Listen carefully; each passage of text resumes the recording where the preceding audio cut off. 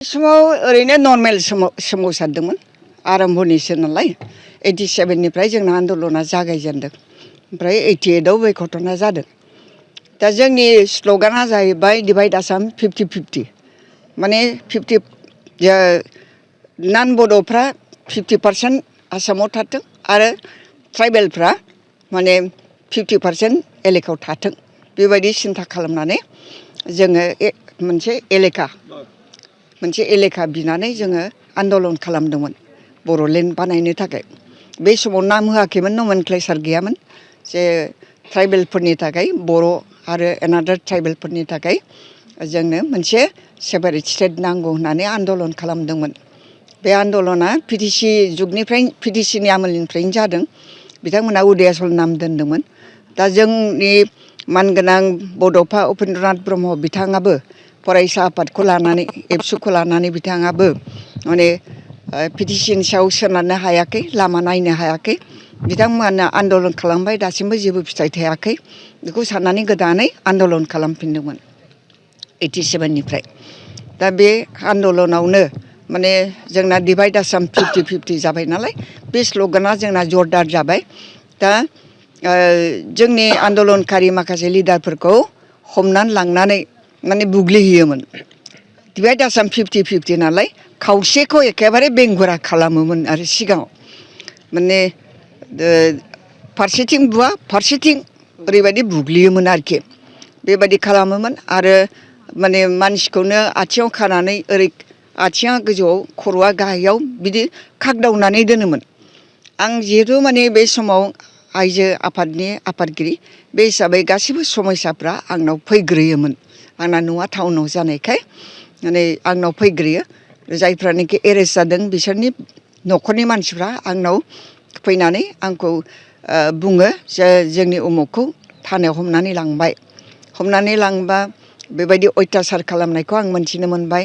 दा मिन्थिनो मोननानै जों मा खालामदों जे जोंनि आइजोफ्रा पुलिसा जुदि गामिखौ रेड खालामनो थाङोब्ला आरो हमनानै लाबोनाय समाव नोंसोरो हमथानानै लाखि, आइजोफोरखौ जेबो खालाम हाया, हमनानै लाखि होननानै मोनसे बिथोन हरनाय जादों आरो।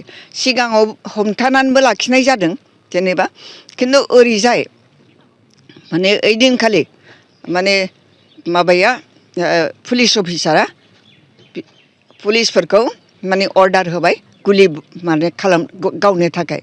बे गुलि गावनो थोननायावनो गायदे हेलेना बिथांमोना माने गुलि नांजानानै थैनांगौ जायो। आरो गायदेहा सासे उन्दै गथ' दंबावोमोन। बे उन्दै गथ'आबो बिमानि केयार मोनैयाव बे गथ'आबो थैनानै थाङो उनाव। बेबायदि जाथाया जादों आरोखि। दा जोंनि प्रथम आइजो आफादनिफ्राय बिथोन मोननानै आन्दलन समाव जोङो जोंनि हौवा बिदा फंबायफोरखौ जोङो बासायनो थांनायावनो बे गायदे हेलेनाया बेबायदि माने थैनांगौ जाहैदों आरोखि। दा बेखायनो बेखौ जोङो मोनसे मेम'रेबोल दे हिसाबै लाखिनो सानदों। जोंनि आइजोफ्राबो एखेबारे गोहोदात जाथिनि थाखाय जोंबो खामानिखौ मावनो रोंगौ बे परिसयखौ होनो थाखाय जोङो बे सानखौ मान होनानै मादार्स दे हिसाबै जों दोनदों आरोखि, रिकगनाइज खालामदों। ओमफ्राय दा बेखायनो बे 12 मेआव जोङो बिमा सान हिसाबै फालियो। आङो बेखौनो सानदों जे जोंना मानगोनां हाग्रामा महिलारिया जोंनि आसामनि माखासे लिडारफोरखौबो माने बेबायदि मेम'रेबोल माखासे जिनिस बानायनानै सेन्टार बानायनानै माने जोंबो गुबुन गुबुन हारिनि लिडारफोरखौ मोजां मोनो, बिसोरनि मावनायखौ जोंबो माने फसायो, मोजां मोनो, रेसपेक्ट होयो। बे हिसाबैनो भुपेन हाजरिकानि नामाव मोनसे पार्क बानायनो थाखाय लादों। आरो बिदिनो माने मा होनोमोनलाय जुबिन गार्डनोबो मोनसे मेम'रियेल पार्क खालामनो थाखाय बिथाङा दायथ' लादों। दा बे हिसाबैनो आंबो सानबाय जोंहाबोथ' बिराद सेक्रिफाइस खालामनाय माखासे सुबुंफोर दं, बिसोरनि नामावबो जोंहा बेबायदि मोनसे मेम'रियेल पार्क थानांगौ। माने जेराव जों थांनानै रेसपेक्ट खालामहैनो हायो बेबायदि साननानै आं मानगोनां हाग्रामा महिलारि बिथांजों रायलायदों। रायलायनायनि थाखायनो बिथांजों रायलायनायनि उनावनो बिथाङा माने नैबे गायदे हेलेना पार्कखौ बानायनो थाखाय बिथाङा आंनो माबा बिथोन होदों। दा बेखायनो आं बिनि सायाव माखासे डिजाइनफोरखौ बानायनो थाखाय थिनबाय आरो हा एसे लादेरनो थिनबाय आं। दा मोनसे हा लादेरनानै चिलड्रेन पार्क खालामनो सानदों आङो। खारन गायदेनि फिसाजो सासे दंमोन रम्भा नाम। बे रम्भाया अन्थाव बाथावनो बिमानि आहार मोनजायैयाव थैनानै थांनांदों। बे हिसाबैनो आंहाबो गोरबोआव मोनसे गाबखांनाय थादों। जों सासे बिमानि जोंनि बिमा हारिनि सासे बिमानि गथ'आ अन्थाव बाथाव आलाय सिलाय जानानै थैनानै थांनांबाय।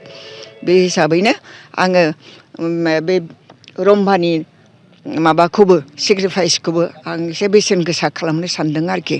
ओमफ्राय चिलड्रेन पार्क खालामनो सानदों आंसो सानदों रम्भा चिलड्रेन पार्क होननानै बा रिक्रिएसन सेन्टार हिसाबै बानायनो आं गोसो जादों। बेखायनो जोंनि नैबे हटेलनि मालिक माने बिनि मालिक उइलियाम बिथांखौ आं बुंदों जे नों हाखौ नागिरदो होनना। बिथाङा हाखौ नागिरनानै मोनबाय, खिन्थु दिनै बिथाङा गैया, अटेकिंआव थांदों। बे हिसाबै हाया बोरैजाय मोनदों बेखौ आं नायनो गोसो जादोंब्लाबो दिनै नुनो मोनाखिसै आरोखि।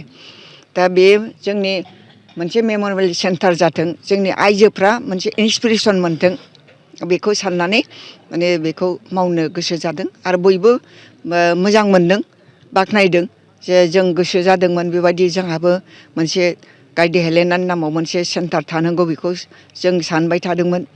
दिनै माने बे जानो हमगासिनो दङ। जों बिराद मोजां मोनबाय होननानै आंखौ बयबो माने साबायखर बावदों आरोखि। साबायखराथ' आं मोननो नाङा, हाग्रामा महिलारि बिथाङा मोननांगौ। खारन बिथाङा कनसेन्ट होदों बेखौ बानायनो थाखाय।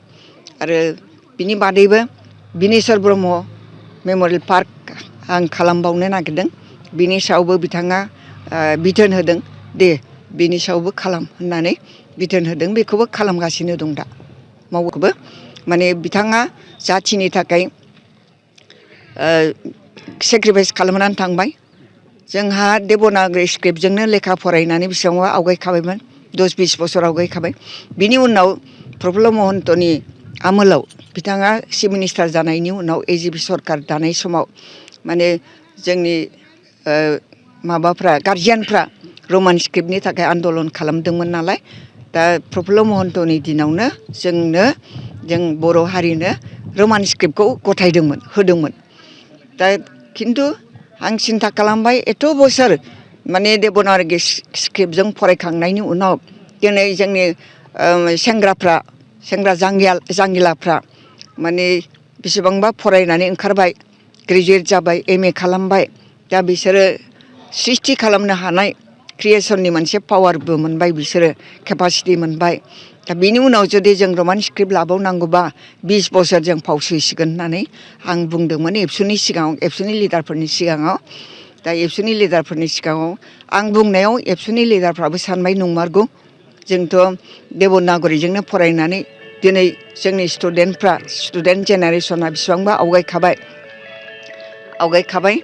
गतिके आंनि बुंनायखौ बिसोरो माने सिन्था खालामबाय आरोखि। सिन्था खालामनानै नैबे स्पेसियेल कनभेनसन मोनसे लिंनानै साहित्य सभानि स्पेसियेल कनभेनसनखौ लिंनानै बाव ग्रेन्ड खालामबाय, जे देबनागरियानो थाथोंसै होननानै बुंबाय। बिनि उनावनो जोंनि मानगोनां बिनेस्वर ब्रह्म बिथाङा साहित्य सभानि प्रेसिडेन्टमोन। बिथांनि दिनावनो बेबायदि जानायखाय बिथांखौ सानसे जोंनो लोगो हमखादोंमोन। माने प्रफुल्ल महन्तनि अफिसाव जों ज' बर' मिडियामनि स्कुलफोरखौ प्रभिन्सियेलाइज खालामनायनि थाखाय जों रायज्लायदोंमोन। बे रायज्लायनायावनो बिनेस्वर ब्रह्म बिथाङाबो आंजों दंफायोमोन। आंजों आरो सासे MLA दंबावोमोन। दा बेवहाय माने बिथाङाबो दङ हिसाबै आं बिथांखौबो एसे नारसिनो, बड' मिडियामखौ प्रभिन्सियेलाइज खालामनायाव नोंसोर साहित्य सभायाबो मैखोम रल लानांगौ होननानै आं बुंदों। दा बे हिसाबैनो बिथाङाबो बिनि सायाव गुरुत्थ' होदोंमोन। खिन्थु ओइदिनखालिनो बिथाङा जेला अफिस खालामखांनानै न'आव थाङो, गुवाहाटियाव थानाय न'आव थाङो, बे समावनो गावनि दरखंआव सहैनाय लोगो लोगो बिथाङा माने सुथुरनि आखायाव जिउ गारनाङो। दा बे हिसाबैनो बे सासे सेक्रिफाइस खालामनाय, गावनि जिउखौ बावनाय, जाथिनि थाखाय बावनाय सासे जोंनि लिडार बेनोबो मोनसे समायना पार्क खालामनांगौ अनुस्थान खालामनांगौ बेखौ साननानै जोङो जोंनि लिडार हाग्रामा महिलारि बिथांजों आं रायज्लायदों दा बेबो जासिगोन आरोखि